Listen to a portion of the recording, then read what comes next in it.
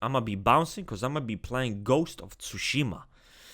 I'm gonna be a fucking samurai because I have a fucking samurai on my motherfucking shoulder.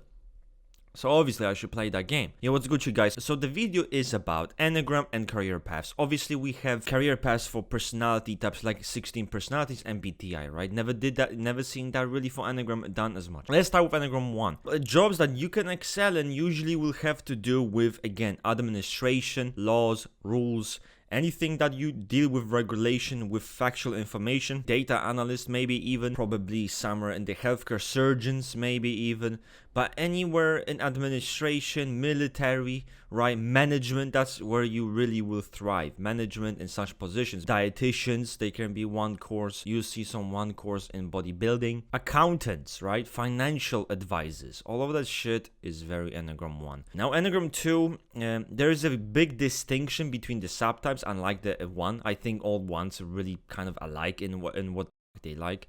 Here, there's a bit more of division.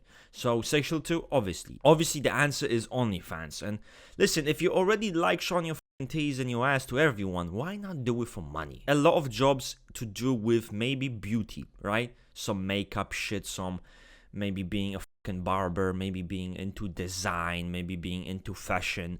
Those some of the things that you might be good at, dealing with some kids, maybe the entertainers, being in media. Now, self-preservation 2, I cannot tell you, but I think it's similar. No OnlyFans. Obviously, the self-preservation 2 ain't gonna be on the fucking OnlyFans. But you can still find them again in design and media and maybe a bit more into... You can find some teachers who are SP2s probably.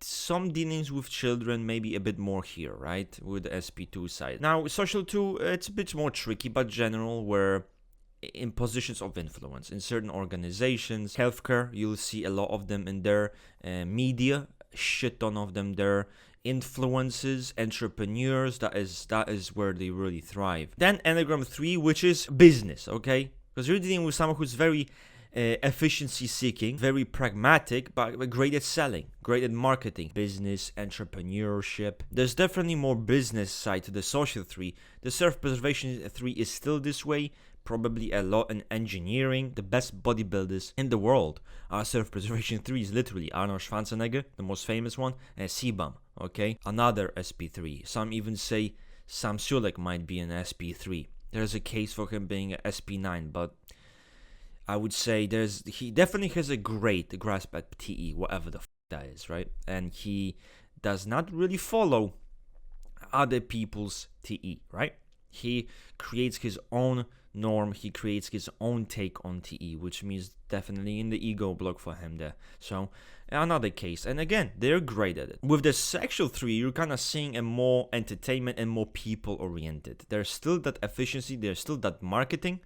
I mean, The Rock is a great example of a sexual 3 in my opinion. He is one walking brand. Really, that's all The Rock is. He's been called a walking PR. So he's a walking product. Acting, entertainment, media, shit like that. Enneagram 4, again, there's a bit of distinction, but you could see them, anything that allows them for creative outlet. Psychologists, counselors, shit like that, right? Very typical jobs that they can show their compassionate side, show their deep understanding of people, their artistic side. That's a big one, the artistic side, okay? Every forker I know or knew of had a huge artistic streak. They were gifted in the realm of artistic interests, okay? Gifted.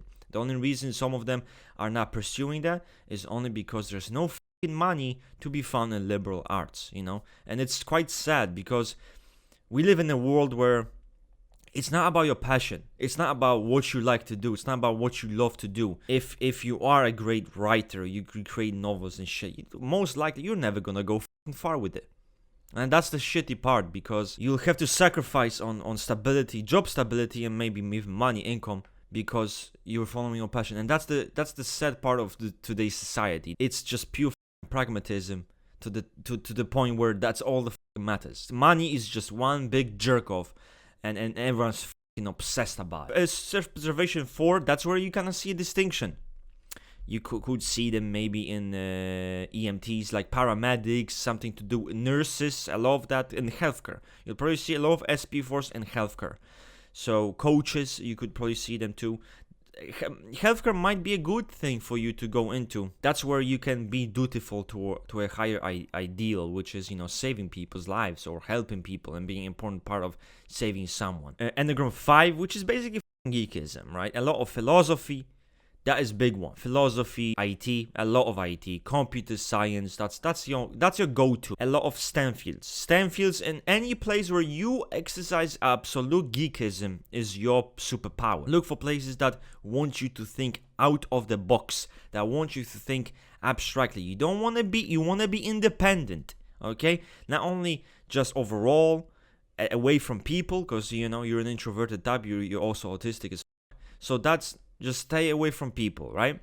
A job that allows you for a lot of time to be spent independently working on your own. Enneagram 6, that is very, very tricky because there's a huge distinction between all of them. But social 6, a lot of in academia, again, STEM fields, once again, and a lot of places. Look for places where you can use your intellectualism. I know a social 6 who wants to become a mathematician. That's perfect. Social 6 is a bit different because there's a big degree of physicality. And I think many of them actually prefer doing physical work, physical jobs. They are able to connect physicality with high degree of strategic thinking and intellectualism. Paramedics, firefighters, military, right? Police officers, law enforcement, shit like that. That is where you see them a lot.